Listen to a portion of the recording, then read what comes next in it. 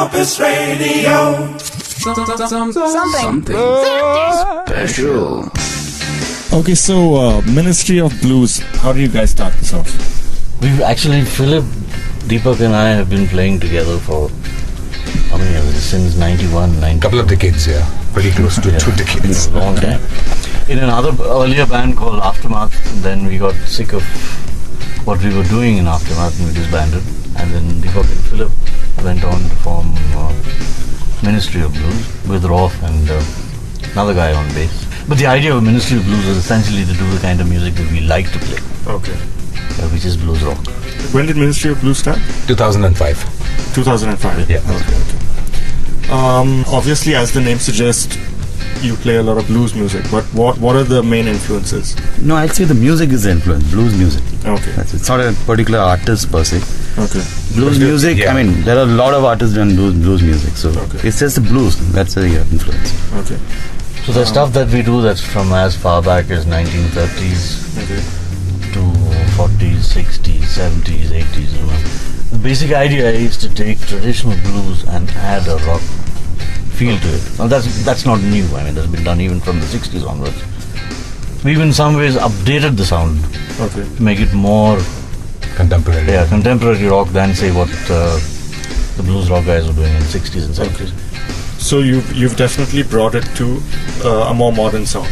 Yes. What we actually do is we take very interesting songs, which have a nice hook or a nice feel, and we give it our own form of treatment. Okay. Which is very, very modern in sound, and even the way we approach the song, the way we restructure the song. Okay. For instance, the songs we play in the 30s, I mean, I'm sure the guy would be turning in his grave if he ever heard the same the rendition which we are doing right now. It's totally modern, it's totally different. It's mostly covers? Yeah. Yeah, but it's your own version. You turn it upside down or Yeah. do whatever you feel like. Exactly. These are songs actually which have been done by several other artists. Yeah. They're traditional, like for instance a song like Hoochie Coochie Man. Yeah. It's been done by several other artists. Yeah. Is it a cover? Question mark. Yeah, it's a classic. It almost becomes like folk music. It's a classic. It's bad. Where it's the song of the people rather than any one person. Are you all from Bangalore, or you've all been in Bangalore? Long enough. Very long. Long enough. What do you think of the Bangalore music scene? Let's say 10 years ago to now, where has it come? Where has it gone? Is something lost? There's not been much change 10 years ago to now. Okay. Bangalore's always produced good bands. Yeah. But bands which don't sustain. You see, I mean, they start well and then it just kind of fizzles out. Okay. Unlike Bombay bands or, I think only Bombay. Can't even say Chennai. Bombay bands. But I do find that there are bands, there have always been bands here doing very interesting things. Yeah. Even today, if you go to any of those Freedom Jams or the live gig, you'll find young people coming there and doing very interesting things. Yeah. Problem is that there isn't anything in the city to sustain these. So I guess it starts off with a passion, and you achieve something, but then it's like, where now? Where do you go from here? Unfortunately, hard reality is. Exactly, and then the reality of career, living, getting married, earn money. That's a problem that every band in this city, including Tamil Nadu. Yeah.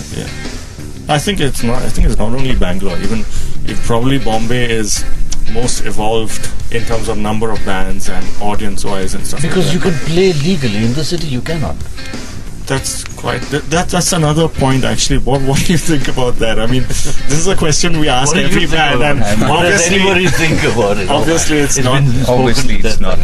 We're not happy about it. I can imagine. No, but I mean, you didn't have this problem 10 years ago of not being able to play legally. But even then, nothing really. I mean, I don't remember anything great coming out of great musicians, great bands have been there, but nothing really. It never went further from there. Yeah.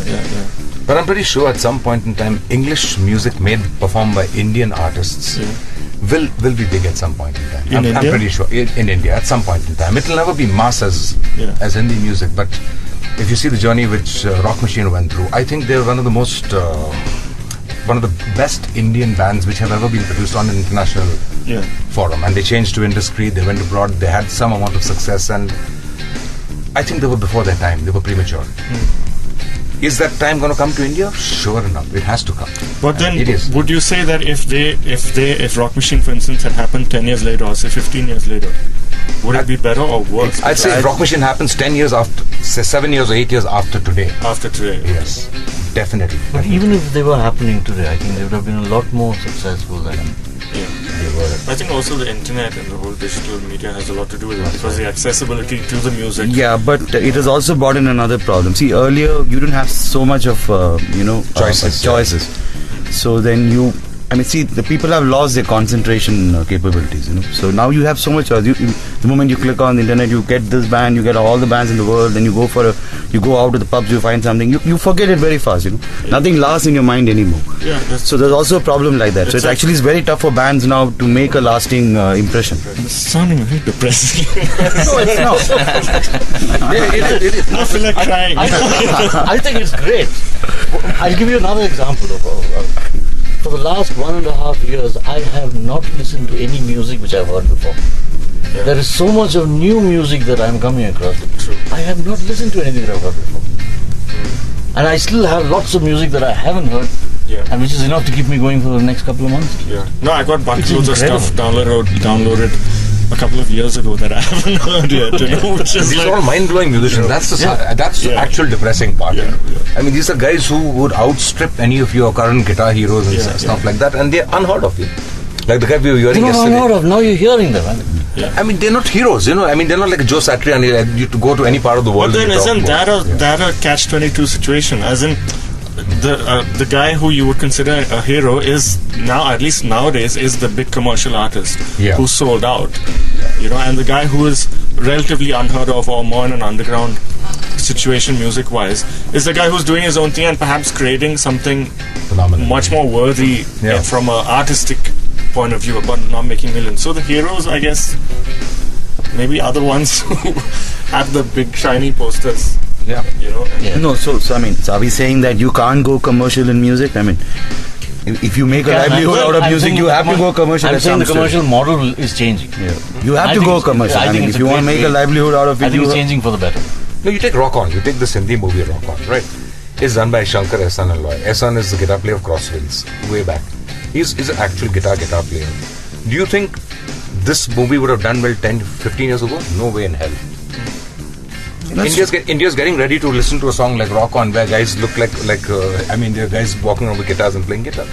India's opening up to that. Yeah, but give it a few more years and India will open up to Indian bands singing in English in India. I'm very sure. As of now, Indian bands singing in Hindi. I mean, rock music. That itself is a great movie. It's a great and it sounds as good as any rock music that you listen to.